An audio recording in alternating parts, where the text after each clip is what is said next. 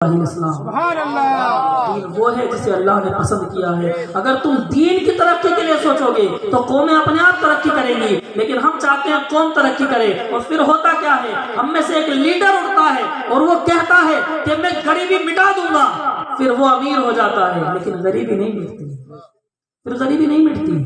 وہ کہتا ہے میں سب کو کھانا کھلاؤں گا، اس کا پیٹ پھول جاتا ہے لیکن لوگ پھر بھی بھوکے ہوتے ہیں۔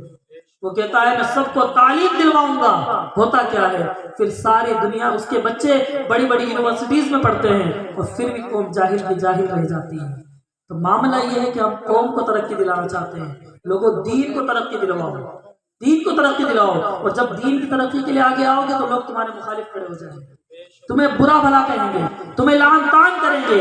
گھبرانے کی ضرورت نہیں، تم اس وقت اپنے ذہن میں طائف کا منظر لے کر آنا کہ تمہاری اور میری اوقات ہی کیا، وہ سرور کائنات جسے رسول اعظم کہا جاتا ہے، رب ذوالجلال نے جنہیں اپنا محبوب بنایا، اپنا پیارا بنایا، جن سے اتنی محبت کی کہ ان کے صدقے میں ساری کائنات کو وجود عطا فرمایا۔ بے شک بے شک، جو وہ نہ تھے تو کچھ نہ تھا، وہ نہ ہو تو کچھ نہ ہو، جان ہے جہان کی اور جان ہے تو جان ہے۔ سبحان اللہ سبحان اللہ۔ وہ رسول اعظم طائف کے بازار میں چل رہے ہیں اور اوباش لڑکے ان پر پتھر برسا رہے ہیں۔ اللہ، میرے آقا کریم کے جسم چھلنی ہو گیا، زخمی ہو گیا، اور پھر طائف سے دور نکل کر جب آپ ایک باغ کے اندر بیٹھے، ایک صحابی کی نظر پڑی، اس نے آپ کو سہارا دیا، اور ان صحابی نے آپ کو لا کر کے باغ کے اندر ایک جگہ پر بٹھایا، اور جب بٹھایا تو نالے نے پاک جو آپ کی مبارک چپل شریف تھی، جو نالے نے پاک تھی، اسے اتارنے کی کوشش کی گئی، لوگوں کو نالے نے پاک آقا کے قدموں سے چپک گئی تھی۔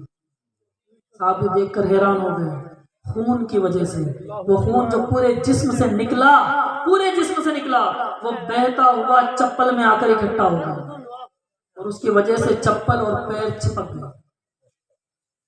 میرے آقا کا مقدس خون مبارک پورے جسم اثر سے نکلا۔ لوگوں آج ہم جب دین کی بات کرنے جاتے ہیں تو لوگ ہم سے صرف زبان کے خنجر چلاتے ہیں، الفاظ کے تیر چلاتے ہیں، جملوں کی باتیں، جملوں کی بوچھار کرتے ہیں، لیکن وہاں تو میرے آقا کریم علیہ الصلوۃ والتسلیم پر پتھر برسائے گئے۔ جب زخمی جسم کے ساتھ میرے آقا وہاں بیٹھے تھے، صحابہ اکٹھے ہو گئے، عرض کرنے لگے یا رسول اللہ، آج ہماری ایک گزارش مان لیجئے، ایک درخواست مان لیجئے، ہماری ایک چاہت ہے قبول کر لیجئے، ایک عریضہ مان لیجئے۔ میرے آقا نے فرمایا بولو کیا چاہتے ہو، کیا چاہتے ہو؟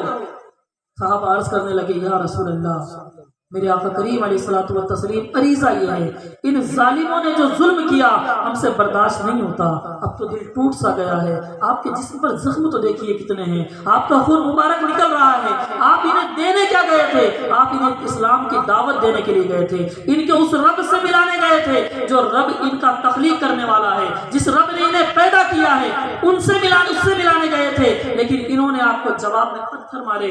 یا رسول اللہ، اتنی سی گزارش ہے، ان کے لیے بددعا فرما دیجیے، بددعا فرما دیجیے۔ میرے آقا کریم علیہ الصلوۃ والتسلیم خاموش، صحابہ عرض کیے جا رہے ہیں، اصرار پر اصرار ہے، حضور بددعا فرما دیں، ایک مرتبہ صرف بددعا فرما دیں، صرف ایک مرتبہ بددعا فرما دیں۔ جب اتنا کہا نا تو میرے آقا کے وہ دستے پاک اٹھے کہ جن کے لیے بریلی کے قلندر نے کہا کہ ہاتھ جس سمت سبحان اللہ سبحان اللہ، ہاتھ جس سمت اٹھا غنی کر دیا، موجے پہرے سخاوت پہ لا۔ سبحان اللہ سبحان اللہ۔ میرے آقا کریم علیہ الصلوۃ والتسلیم نے اپنے دستے پاک کو اٹھایا، اب صحابہ خوش ہونے لگے تھے، مطمئن ہونے لگے تھے کہ اچھا اب تو بددعا ہوگی، اور جب بددعا ہوگی تو دنیا دیکھے گی کہ آج آسمان بھی پتھر برسائے گا، یہ زمین بھی لاوا اگلنے لگے گی، آج یہ دونوں پہاڑ مل جائیں گے، طائف شہر ختم ہو جائے گا، یہ ظالم جنہوں نے میرے آقا کریم علیہ الصلوۃ والتسلیم کو تکلیف پہنچائی تھی اس زمین سے نیست و نابود ہو جائیں گے، اور آج کے بعد کسی کی اوقات نہ ہوگی کہ رسول اعظم کی طرف آنکھ اٹھا کر دیکھے۔ صحابہ خوش تھے کہ آج تو آقا کریم ان کے لیے بددعا فرمائیں گے، لیکن یہ وہ ذات گرامی ہے سبحان اللہ، ذوالجلال نے رحمت للعالمین کہا ہے، سبحان اللہ سبحان جنہیں اللہ، ساری کائنات کی رحمت بنا کر بھیجا، جب وہ لب کھلے کہ جن کی شان یہ ہے کہ ذرا دیکھو تو صحیح، وہ لب ہے دلہائے نازک ان کی، بے شک ہزاروں جھڑتے ہیں پھول جن سے، گلاب گلشن میں دیکھے بلبل، دیکھ گلشن گلاب میں، سبحان اللہ سبحان اللہ۔ جب لب ہلے تو میرے آقا نے عرض کی مولا تیرے بندے مجھے نہیں پہچانتے، بے شک مولا یہ میری عظمت کو نہیں جانتے، میری شان کو نہیں جانتے، مولا ان کو درگزر فرما دے، بس ان کے دلوں میں ہدایت کا نور جلا دے، سبحان اللہ مولا سبحان ان کے اللہ دلوں میں چراغ ہدایت کو روشن فرما دے، یہ نہ صحیح ان کی آنے والی نسلیں صحیح مجھ سے محبت کرے گی، میرا کلمہ پڑھے گی، تیرے دین کی اشاعت کرے گی، تیرے دین کے لیے جہاد کرے گی۔ آقا کریم نے یہ دعائیں کی، اور آج ذرا جا کر دیکھو، آپ طائف کی گلیوں میں جب جاؤ گے تو آپ کو نظر آئے گا کہ وہی لوگ جن کے آبا و اجداد نے کبھی پتھر برسائے تھے، آج انہی کی گردنوں میں میری آقا کی غلامی کا پٹا ہے۔ سبحان اللہ وہ سبحان اللہ کلمے بھی پڑھتے ہیں، نمازیں بھی پڑھتے ہیں، روزے بھی رکھتے ہیں، حج و زکات بھی ادا کرتے ہیں، اور آقا کریم پر درود و سلام بھی پڑھتے ہیں۔ سبحان اللہ یہ میرے آقا کریم رحمت للعالمین کی شان ہے۔ تو ذرا سوچو کہ وہ لوگ جنہوں نے پتھر برسائے، ان کے لیے اس رحمت للعالمین ذات نے ہدایت کی دعا فرمائی، تو ہم تو عقیدت و محبت کے گلدستے پہنچا رہے ہیں، ہم تو عقیدت و محبت کے گلدستے پہنچا رہے ہیں۔ ہمیں کیا ملے گا؟ ہمیں کیا ملے گا؟ ذرا سوچو ہمیں کیا ملے گا؟ میں بتاؤں کیا ملے گا؟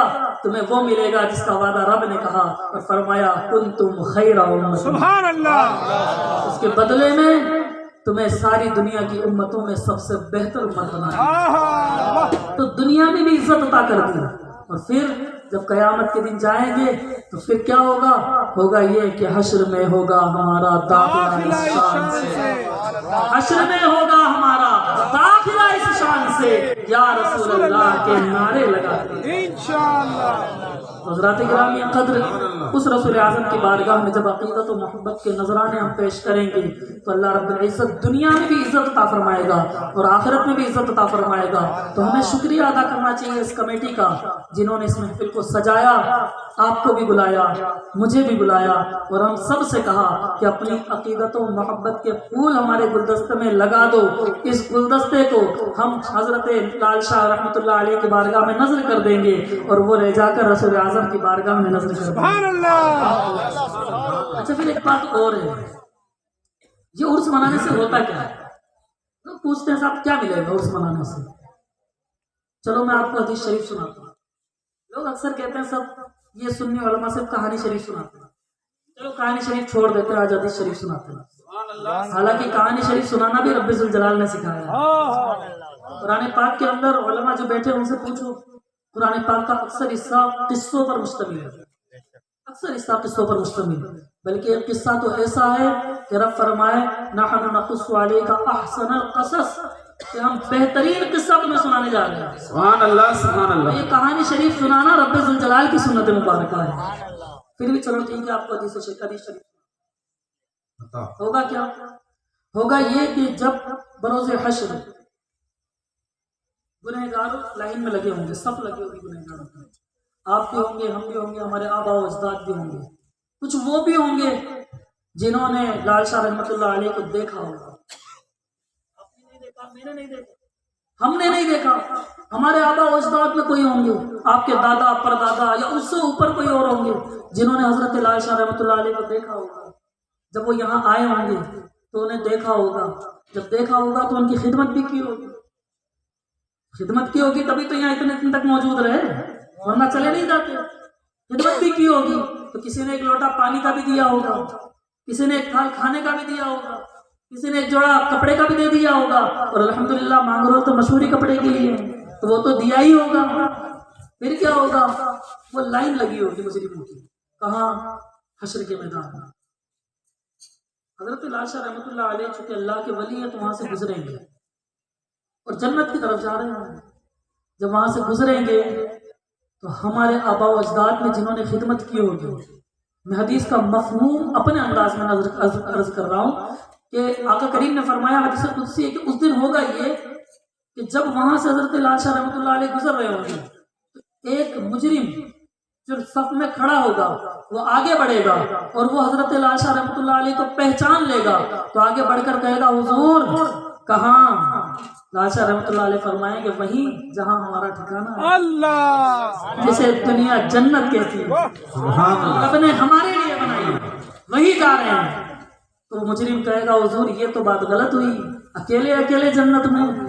کہا تو تجھے پتا نہیں یہ حشر کا میدان ہے، یہاں نفسی نفسی کا عالم ہے، ہر ایک کو اپنا حساب دینا ہے۔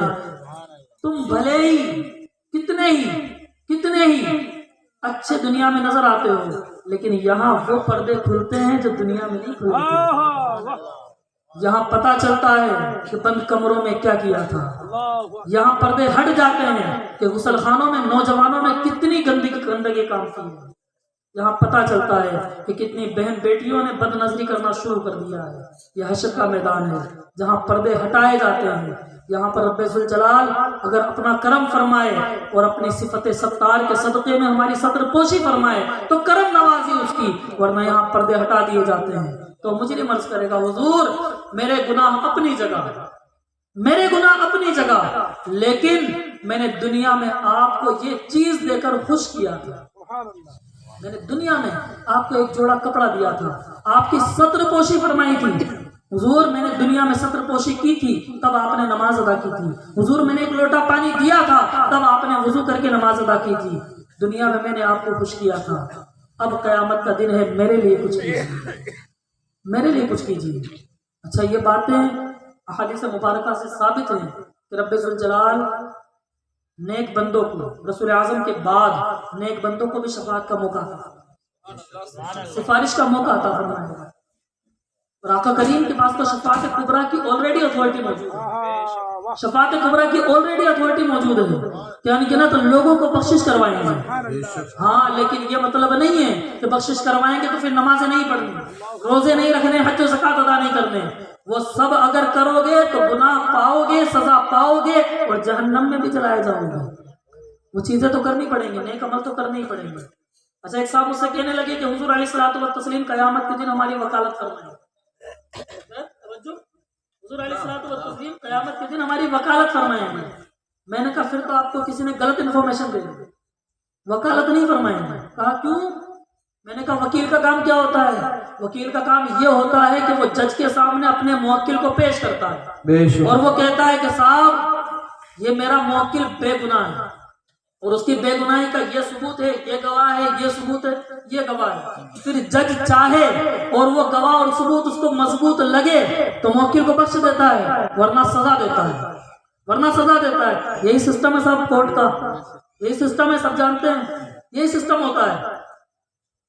کوشش وکیل یہ کرتا ہے کہ اپنے موکل کو بے گناہ ثابت کرے، لیکن میرے آقا وکالت نہیں فرمائیں گے، میرے آقا شفاعت فرمائیں گے۔ بے شک سبحان اللہ سبحان ربوبیت کے اندر، بارگاہ ربوبیت کے اندر ہم گنہگار مجرموں کو، ہم گنہگار امتیوں کو پیش کیا جائے گا تو میرے آقا رب کی بارگاہ میں عرض کریں گے مولا یہ بندہ گنہگار ہے، یہ بندہ سیاکار ہے، یہ بندہ خطا کار ہے، لیکن اس کے گناہوں کو نہ دیکھ، میرے آنے کو دیکھ۔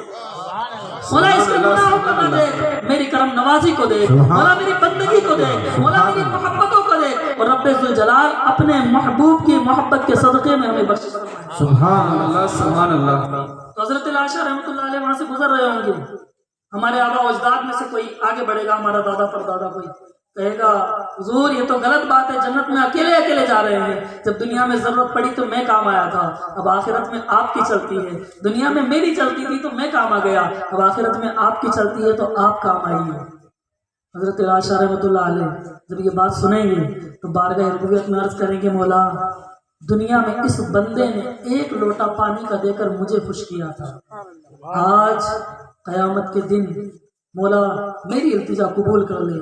دنیا بڑی غربت میں گزاری، مولا بڑی مفلسی میں گزاری، دنیا سے کچھ نہیں مانگا، ہمیشہ تیری محبت مانگی۔ مولا حقیقت تو یہ تھی کہ تیری عبادت کو ہی سب کچھ جانا، تجھ سے محبت کو ہی سب کچھ جانا، ہم نے تو تجھ سے جنت بھی نہیں مانگی تھی مولا، ہم تو جنت بھی نہیں مانگتے تھے، ہم تو کہتے تھے کہ مولا جنت میں بھیج یا جہنم میں ڈال دے، جنت میں بھیج یا جہنم میں ڈال دے، جلوہ دکھا کے بس میری حسرت سبحان اللہ سبحان اللہ۔ ہم تو جانتے تھے کہ مولا تو جدھر نظر کرم کرے گا وہی جنت بن جائے گی، تو جدھر نظر رحمت ڈالے گا وہی جنت بن جائے گی۔ یہ جنت اور جہنم کیا ہے اس کا تخلیق کرنے والا تو ہی ہے، تو مولا ہم تو تجھ سے پیار کرتے تھے، آج تجھ سے ایک گزارش ہے، اس بندے نے دنیا میں مجھے خوش کیا تھا، آج تو اسے خوش کر دے۔ سبحان اللہ سبحان اللہ۔ رب ذوالجلال کرم فرمائے گا اور خود کو بخش دے گا۔ सुभान अल्लाह। अच्छा, फिर बात ये हो गई कि साहब उनको बख्श देगा, ठीक है, हमारा क्या होगा?